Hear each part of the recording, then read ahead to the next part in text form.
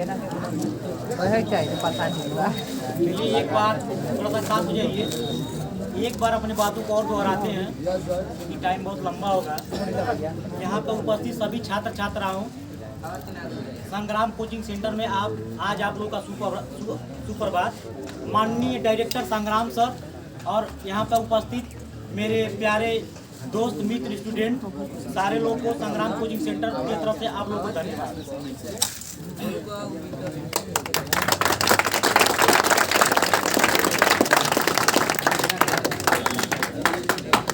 आज मैं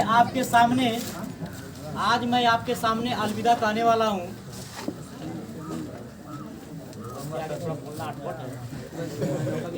अलविदा का मतलब होता है छोड़ के जाना, दुख भरा शब्द है, तो अलविदा कहने वाला हूँ।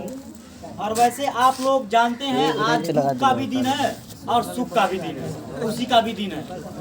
बस दुख इस बात की है कि आज के दिन से इंटर वाले बच्चे जो है 10 वाले तो हो सकता है फिलहाल मिल जाए, लेकिन इंटर वाले बच्चों को हम उन लोग के भविष्य के बेहतर भविष्य के लिए कामना करूंगा। वो इंटर का जब परीक्षा आप लोग दे लें तो अपने भविष्य को आप लोग रोकिएगा मत। आप लोग कभी ये मत समझिएगा कि एक दरवाजा था वो बंद हो गया तो वो बंद ही हो गया, नहीं।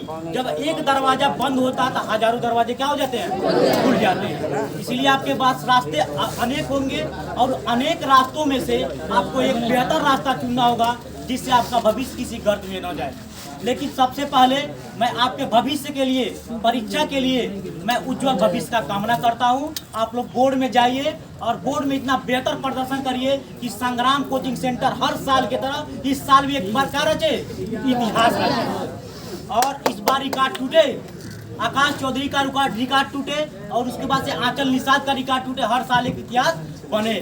दूसरी बात, अगर रिकॉर्ड बनते हैं तो किस लिए बनते हैं, तोड़ने के लिए। रिकॉर्ड आप ही लोग तोड़ने वाले हैं और उन लोगों को भी हम सूचना देना चाहते हैं वो लोग दुख में न आए जिनका रिकॉर्ड टूटने वाला है। अगर रिकॉर्ड टूटेगा नहीं तो फिर यहाँ पे बच्चे पढ़ने नहीं आएंगे, उन लोगों को शायद बेकार लगे, लेकिन रिकॉर्ड तोड़ना ही हम लोग सिखाते हैं। दूसरी बात और थोड़ा सा बोलना चाहेंगे,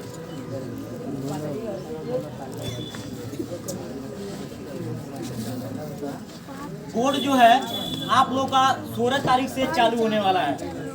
16 तारीख से आप लोग की बोर्ड परीक्षाएं होंगी और उस बोर्ड परीक्षाएं में कुछ बारीकियां ध्यान देना है आप लोग को।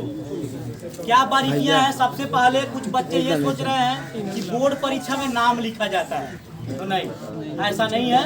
बोर्ड परीक्षा में नाम नहीं लिखा जाता है, बोर्ड परीक्षा में रोल नंबर लिखा जाता है। क्या लिखा जाता है?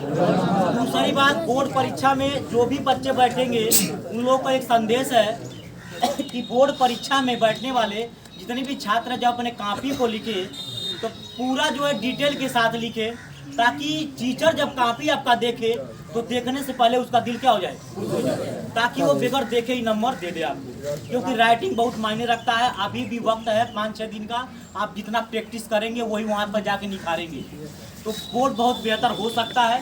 दूसरी बात, उन बच्चों को हम संदेश देना चाहते हैं जो बच्चे अभी भी नहीं जग पाए, अभी भी जिनके ज़िंदगी में अंधेरा लग रहा है कि हम नहीं पास हो पाएंगे, जो हमारे पास नहीं पढ़ने आते, कोई बात नहीं है, वो घर पे अभी 1 महीने का समय है। अगर 1 महीना अपने आप को चेतते हैं तो बहुत बेहतर नंबर आ सकता है। जरूरी नहीं जो लड़का कोचिंग पढ़ता है वही टॉपर इतिहास वो भी रचता है, जो घर पे सेल्फ स्टडी करता है। सेल्फ स्टडी करने वाला भी बच्चा इतिहास रचता है। अगर स्वयं आप पढ़ाई करते हैं तो बहुत बेहतर इतिहास रच सकते हैं। अब हम चाहेंगे कि संग्राम सर आए और कुछ बोले। अभी सुरेंद्र सर तो है नहीं, मैडम जी है सामने, अभी उनसे भी कुछ बुलवा लिया जाएगा।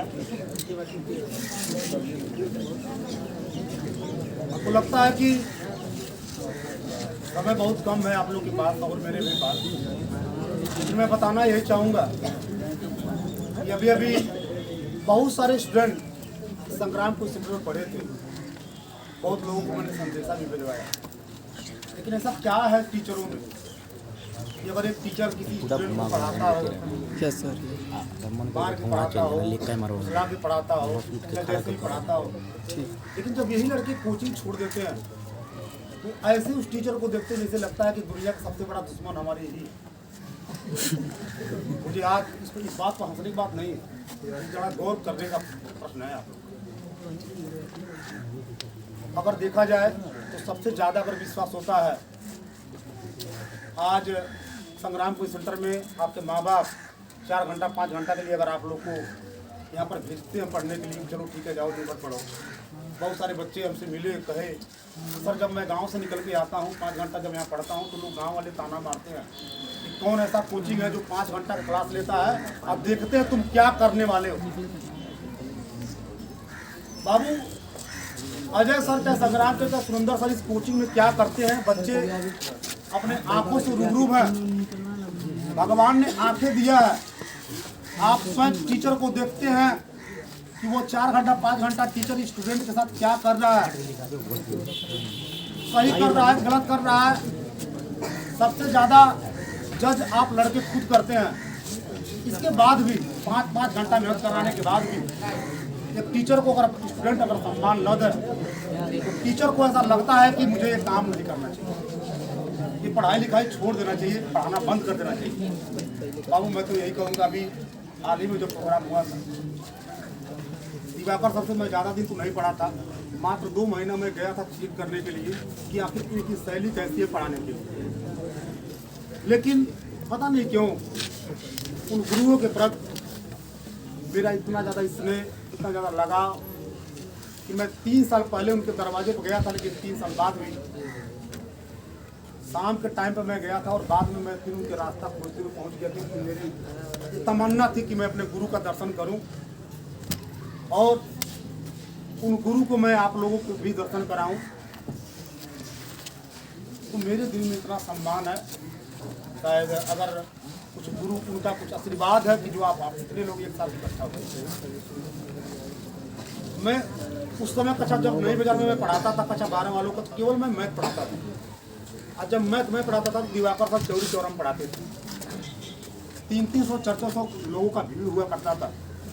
लड़के मुझसे मैथ पढ़ के जाते थे, जिस वहाँ पढ़ते थे। लड़के कहते थे सर एक बार दिवाकर साहब से आप मिल लेते और देखते क्या उनका अंदाज है, आपका मैथ का अंदाज है, उनका फिजिक्स का अंदाज है। मैं 3 साल बाद गया, लेकिन जाने से पहले मैं सबसे पहले इंजीनियर अजय सर को मैंने पहले भेजा कि जाइए आप। तो जब से गए वहाँ पढ़ने के लिए तब से भूल गए मैथ भी पढ़ना। जो आज फिजिक्स जब पढ़ाते हैं तो दिवाकर का कुछ रूप उनके अंदर आता है। तो मैंने क्या किया, मैं अपने गुरु को लाकर के सम्मान किया। खाली ऐसा क्या रह गया है, जैसे ही अगर स्टूडेंट गुरु के दूर होते हैं एक नजर भी बहुत मुश्किल हो जाता है कि मैं अपने गुरु की नजर लोग बहुत सारे